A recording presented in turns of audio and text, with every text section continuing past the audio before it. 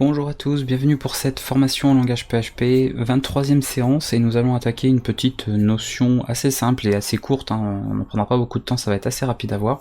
Nous allons parler des méthodes et des propriétés statiques. Alors jusqu'à présent, si on reprend un petit peu un code comme on avait précédemment, on avait vu que pour créer donc une classe, d'accord, on avait un ensemble de propriétés qui sont ces variables en fait, ce qu'il a défini, et un ensemble de méthodes qui permettent en fait de définir les services, c'est-à-dire ce qu'elle est capable de faire. On instanciait une classe pour créer un objet, d'accord, qui du coup stocké dans une variable, et à partir de là, nous pouvons utiliser ces méthodes.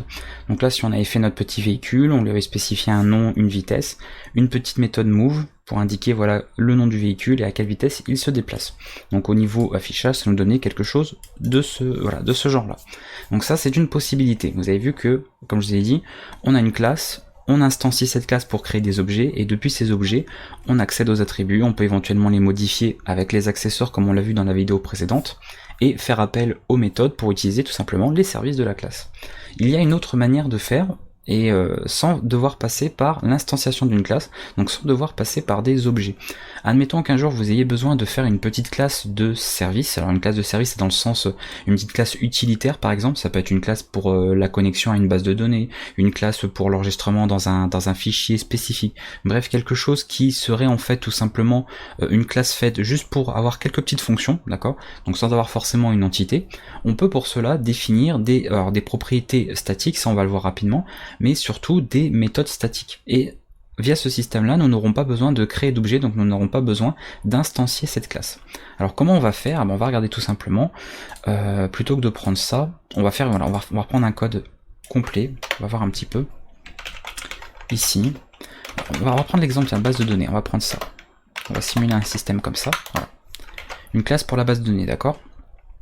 On va lui définir, alors pas de constructeur, parce qu'on ne va pas créer d'objet, d'accord, on ne pourra pas instancier cette classe, on n'instancie pas une classe qui a justement des éléments ici statiques, donc ça n'a aucun intérêt de faire un constructeur. On va simplement faire une méthode statique, donc vous voyez que là j'inclus le mot-clé statique, après la visibilité de la méthode, donc public, statique, function, d'accord.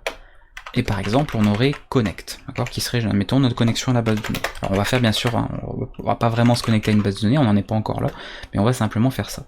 Et puis là, du coup, c'est je me connecte, voilà, d'accord, une simple méthode qui se connecte. Voilà. À partir de là, dès qu'on va vouloir, dans n'importe quel endroit de notre projet web, vouloir se connecter à la base de données, donc en utilisant notre petite classe ici d'utilitaire qui permet de le faire, qui permet de faire la liaison, au lieu de créer un objet à chaque fois, parce qu'on n'est pas forcément obligé de créer un objet à chaque fois, je veux dire pour se connecter à la base de données, on peut tout simplement avoir simplement l'utilisation de la méthode directement, ou éventuellement n'avoir qu'une seule instance et de travailler toujours avec cette instance-là, pour éviter voilà, de surcharger le nombre d'objets qui se connectera à la base de données, d'avoir 15 000 connexions simultanées, alors qu'on pourrait utiliser la même liaison pour faire toutes ces connexions.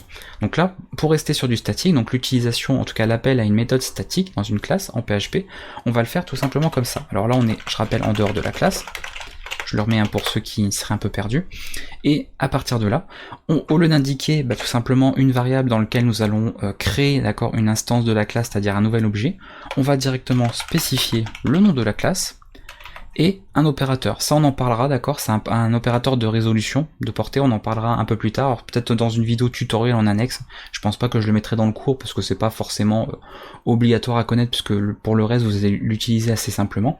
Donc on spécifie cet opérateur là, d'accord, donc c'est deux fois des deux points, donc le nom de la classe en question, les deux points, et ensuite tout simplement le nom de la méthode que vous appelez, d'accord. Juste ça, voilà. Donc c'est très très simple à utiliser. Et là, si j'actualise, voilà, ça nous appelle bien la méthode statique sans avoir créé d'instance de l'objet. Donc ici, il n'y a pas du tout d'objet qui a été créé. On ne pourra donc pas utiliser, par exemple, la pseudo-variable que vous connaissez bien, qui est $this, d'accord.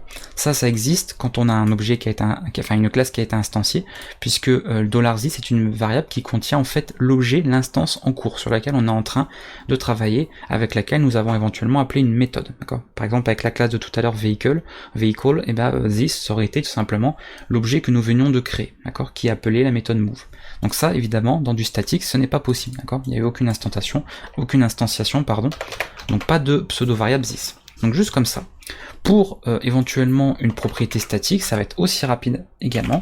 On aurait par exemple public, statique, d'accord, On va mettre ça par exemple. Bon, je mets un nom qui est pas forcément correct, mais bon, peu importe. Et puis on aurait tout simplement, par exemple, je sais pas, genre s'il fallait enregistrer... Donc qu'est-ce qu'on peut mettre? Storage name. Mettons, genre on voudrait enregistrer le moteur de base de données utilisé. Ou le système de gestion même. Voilà, SGBD. On dirait par exemple, tiens, MySQL, d'accord, ce genre de choses. Et bien là c'est pareil. Pour appeler, ou en tout cas accéder à une propriété statique, donc attention, elle est publique, hein, je rappelle, si elle était privée, on ne pourrait pas y accéder, toujours pareil. Là on met le $, donc toujours pareil, hein, le nom de la classe, l'opérateur spécial de résolution de portée, et ensuite on appelle la variable, tout simplement. Voilà. Et ça, comme on veut l'afficher, hein, on fait un petit écho. Et là, nous affichons l'information. Voilà comment ça fonctionne. Alors, pour le moment, vous en voyez peut-être pas l'utilité, mais dans les projets que vous aurez à faire plus tard, quand vous allez arriver sur des choses conséquentes, vous verrez qu'il y a des moments où vous aurez des classes où il n'y aura pas beaucoup de méthodes, pas beaucoup d'informations, et que ça ne vaudra pas le coup d'instancier des objets. D'accord ? Il y aura des cas où ce n'est absolument pas utile de le faire, puisque vous voulez simplement en fait utiliser les méthodes de cette classe. C'est un peu comme si en fait vous ne faisiez pas de programmation orientée objet, d'accord ? Vous aviez un simple fichier PHP dans lequel vous mettiez plein de fonctions, d'accord ? Genre une fonction A et une fonction B, etc. et que vous voulez l'utiliser. Là, avec la programmation orientée objet, l'avantage c'est que vous pouvez rassembler tout ça dans une classe qui définit un petit peu le thème, d'accord, la catégorie, le domaine des différentes méthodes. Donc là, database, on sait que ça correspond aux bases de données, et du coup on peut mettre toutes nos méthodes liées aux bases de données dedans, et sans avoir besoin de créer encore une fois d'instance, d'avoir des objets, on appelle tout simplement ces méthodes de manière statique, en spécifiant toujours le mot-clé statique, que ce soit dans les propriétés pour pouvoir accéder aux propriétés, ou que ce soit sur les méthodes, d'accord, dans la définition des méthodes pour pouvoir appeler ces différentes méthodes. Voilà tout ce qu'il y avait à savoir en tout cas concernant tout ce qui est en fait statique, propre aux propriétés et aux méthodes en programmation objet en PHP. Voilà, c'est vraiment pas plus compliqué que ça. Vous aurez de toute façon à un moment donné l'occasion de l'utiliser, soit je vous dis dans vos projets, soit de toute manière sur la playlist d'exercices en PHP. Comme vous savez, les playlists d'exercices suivent le cours, en fait, suivent les notions qui sont vues en cours, avec une difficulté croissante, et qui permettent de revoir un peu toutes les notions qui sont abordées sur le cours. Donc vous aurez certainement, je vous proposerai, parce que c'est pas fait au moment où j'enregistre cette vidéo, mais vous aurez sûrement un exercice qui fera appel à l'utilisation de méthodes ou de propriétés statiques. Voilà, je vous laisse avec cette petite vidéo, on se retrouvera la prochaine fois pour une nouvelle notion qui pour le coup sera un petit peu plus longue, puisque nous allons parler d'héritage. Donc l'héritage c'est vraiment une des notions les plus importantes en objet, et j'espère que ce sera suffisamment clair pour vous en tout cas. Si vous avez des questions, n'hésitez pas, et moi je vous laisse pour la prochaine vidéo sur cette formation au langage PHP. À bientôt tout le monde.